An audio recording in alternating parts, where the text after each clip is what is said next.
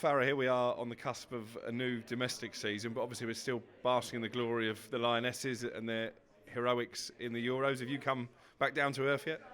A little bit, yeah, I think we had to. But yeah, I mean, incredible summer. A summer that I'm not sure many of us expected. I think, of course, there's pressure on them to go back-to-back European champions. And we saw what went on with the squad before. Mary Earps retiring from international football, that was massive. Losing Millie Bright, a big character, Frank Kirby retiring. You kind of was questioning what was going on within the squad. Well, I certainly did as a fan. So yeah, I went in there with a little bit less expectation, given what had happened before. But to come away with, a back-to-back European Championship, the only other nation to do it is Germany, who dominated for many years. It was incredible. They didn't do it in a nice style. They didn't make it easy for us. They took us on a roller coaster that I didn't enjoy and many didn't enjoy. But we brought the trophy back, and yeah, still a little bit buzzing, but trying to come down and get back to reality before the new season. You mentioned Mary Earps there. Obviously, her replacement Hannah Hampton had a massive part to play in victory. What have you made of the little spat that seems to be developing between her and the Spain goalkeeper after the revelation on talkSPORT that she threw the Spanish goalkeeper's water bottle with the penalty notes into the crowd? Yeah, you know what, when I saw the little clip it come out, yeah, I loved that from Hannah. I think, we've seen Mary's character and we haven't probably seen enough of Hannah's character, and that was something that was questioned, and she had huge pressure going on, into the tournament to fill the gloves of Mary Earps. I thought she was phenomenal. I actually thought she was probably our standout player throughout the tournament. I mean, we could talk about the impact of the subs, but Hannah Hampton was incredible. And then, they talk about the dark art to the game. That is a dark art that I don't think anybody would have thought of, because we've seen it. Goalkeepers like to put, the penalty takers on the bottle. And, if it's true, I need video evidence, but if it's true, I mean, it's incredible. To think like that, in a moment of, for her, it would have been the most pressure she's ever been under as a player. A Euro final. And to even find the composure to think, actually, how can I get one over and throw the bottle with the names and the penalties? Incredible. So, yeah, huge character and, yeah, unbelievable tournament. And on the back of that, she's one of 4 Lionesses nominated for the Ballon d'Or. Which of those do you think's got the best chance of maybe winning it? Yeah, it's a difficult one. For me, I think Russo. I think the fact that she won the Champions League with Arsenal against Barcelona, I think, in terms of her performances, yes, she probably didn't get the amount of goals she would have liked in the Euros this summer. But in terms of the assists and the overall play from her in the Euros, and she's a European champion, Champions League winner, for me she has to be right up there with winning it. And then we've got obviously Lucy Bronze and what she did, and Hannah Hampton. But again, they just won the Euros. I think the fact that Russo won the Champions League, I think that pips her even ahead of Pateas and Bomati, in my opinion. And on the subject of Arsenal, obviously so much strength in depth now, had a brilliant year last year. What do you think that might mean for Beth Meads moving forward in terms of her future? Yeah, we've seen the statement, haven't we, coming out of London City Lionesses. The owners there saying, if we want to make a statement, we need to sign big players.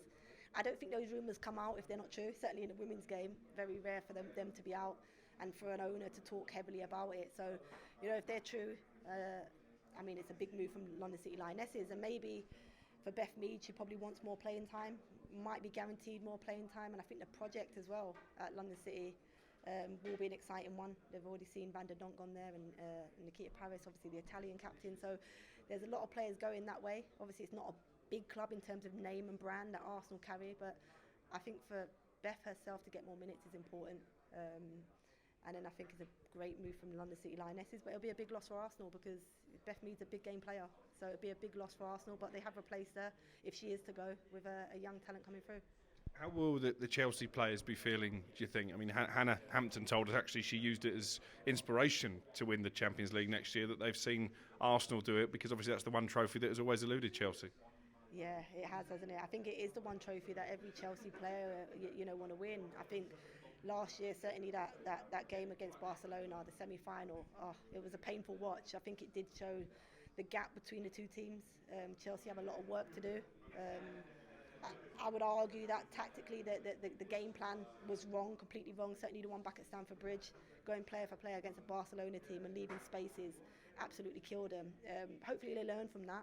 We keep saying they're learning and getting closer. They certainly dominate our domestic league and trophies, but yeah, they have to be adaptable. I think they need a couple of key signings this summer. The Sam Kerr returning will be important.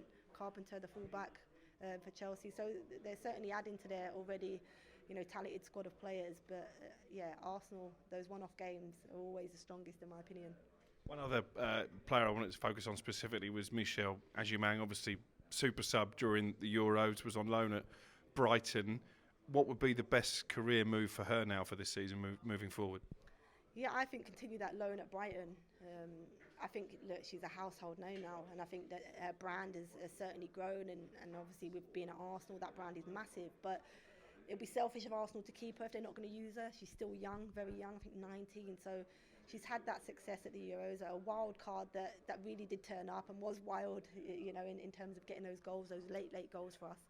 But it's about minutes for her. It's about her developing her all-round game. I think I've watched her through the England, you know, youth system in terms of in front of goal, that natural instinct to score. She has that in abundance. Now it's about developing the wider game for her, adding to that, you know, that finishing ability that we know she has.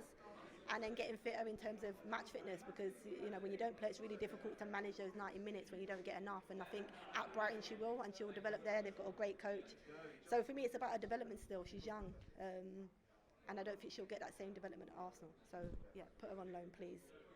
And finally, on the subject of coaches, big news in the last couple of days: Gareth Taylor taking over at Liverpool. What's your view on that? What do you expect from them this season? Yeah, an interesting one. He probably wasn't as successful at Manchester City as they would have liked, hence why they probably parted ways. But I think it's a statement from Liverpool. I think they've needed to bring in a good manager, a manager that knows the league, that will probably have a style of play that is more suited to what Liverpool want. I know they like to kind of marry up the men and the women in terms of how they play, and they probably weren't doing that before. So maybe with his style of play, it might suit the way that the club philosophy looks. So it'd be an interesting one. We saw the fallout with him and Chloe Kelly, so let's not hope he has the same approach at Liverpool, because we don't see any more fallouts there. On AM, on DAB, via the talkSPORT app and on your smart speaker. talkSPORT.